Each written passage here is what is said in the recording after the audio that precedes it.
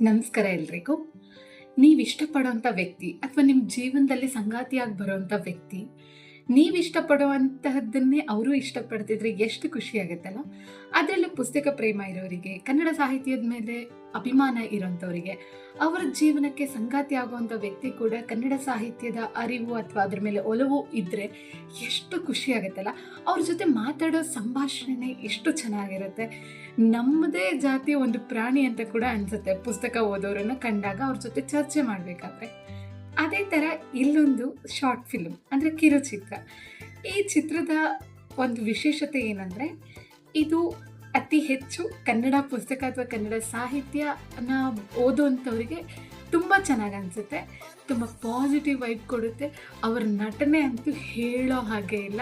ಅದನ್ನು ನಿಜವಾಗ್ಲೂ ಅದನ್ನು ಆ್ಯಕ್ಟಿಂಗ್ ಅಂತ ಹೇಳೋಕ್ಕಾಗಲ್ಲ. ಇಟ್ಸ್ ಅವ್ರು ನಿಜವಾಗ್ಲೂ ನಾವು ಜೀವಿಸ್ತಿದ್ದಾರೆ ಅನ್ನೋ ಪಾತ್ರಗಳ ಜೊತೆ ಅನಿಸುತ್ತೆ. ತುಂಬ ಖುಷಿಯಾಗುತ್ತೆ. ಕನ್ನಡ ಸಾಹಿತ್ಯ ತುಂಬ ಅಂದರೆ ತುಂಬ ಇಷ್ಟ ಆಗುತ್ತೆ. ನನಗಂತೂ ನಿಜವಾಗ್ಲೂ ತುಂಬ ಇಷ್ಟವಾದ ಕಿರುಚಿತ್ರ ಅದು.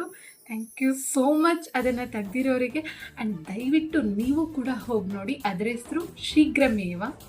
ತುಂಬ ಚೆನ್ನಾಗಿದೆ ಯೂಟ್ಯೂಬಲ್ಲಿ. Thank you so much. ನಮಸ್ಕಾರ.